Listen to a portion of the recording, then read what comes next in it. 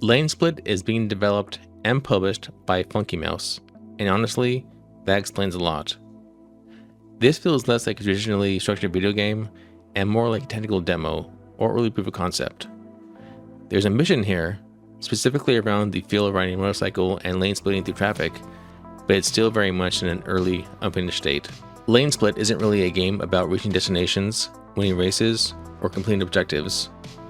It's a motorcycle riding simulator, that's it. When I first heard about it, I imagined weaving through traffic, racing other players, maybe pushing risk versus reward to get first place. Instead, what I got was 3 environments, a handful of traffic variations, and a choice between dry or wet weather, and that's the whole packet. I tried really hard to make the best of it. I changed settings, swapped maps, messed with traffic density, but every time I did, I was reminded just how unfinished the demo feels. I'll get into that more in a bit. Whether you play solo or multiplayer, it generally makes no difference. I tried hosting a multiplayer session with space for up to 25 people, and didn't see a single person. Not another player, not even a bot. Nothing. Now, I get that this is a demo, but if multiplayer isn't functional, it should be grayed out.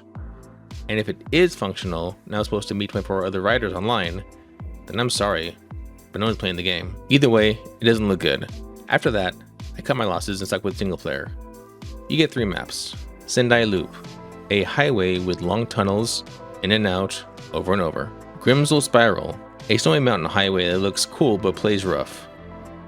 And Atlantic City, an open city map that gives you the most freedom, and accidentally the most fun. Traffic settings technically exist, but in practice, they barely matter. Quote-unquote Zen mode removes traffic entirely, when every other option feels nearly identical. Heavy traffic forms small clumps, but nothing that meaningful changes gameplay. The wet and dry options honestly feel mislabeled. Dry means drivable, wet means instant regret. Rain shows up in Sendai Loop and Atlantic City, while Grimsel Spiral swaps rain for snow. Either way, the moment you turn your bike even slightly more than a gentle nudge, you slam directly into a wall or side of the road. There's no learning curve, it's just punishing. I can't say whether the motorcycle physics are realistic, but they do feel responsive. Steering is quick, acceleration feels solid, and the bike reacts immediately to input. There are multiple camera views, but first person is absolutely the way to go.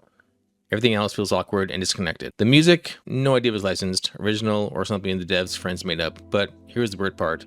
It stops when you crash and only restarts after you've been riding for a few seconds. It's jarring and oddly unfinished. It's like a lot of the demo. There is a leaderboard, but it's based solely on how long you stay on the bike without crashing. As long as you're moving, your score goes up. Crash once, and resets to 0. That's it. No goals, no challenges, no unlocks, no reason to care. I hit a little over 3,000 points before boredom took over and I stopped playing. The most enjoyment I got from Lanesplit wasn't intended at all. In Atlantic City, I jumped over a rail, landed on the ocean, and realized I could drive on the water.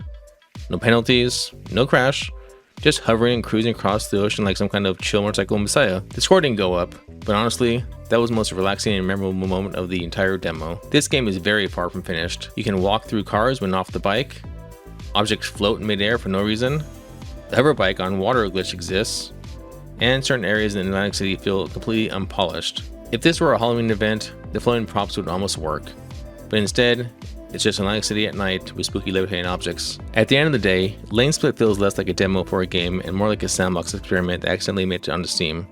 There's a solid foundation here, bike controls aren't bad, environments have potential, and lane splitting itself is a cool concept, but none of it's built into the actual game yet.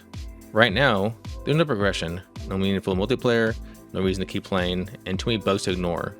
If the developer plans to expand this into something deeper, with objectives, challenges, and real multiplayer, then maybe this could turn into something worth revisiting.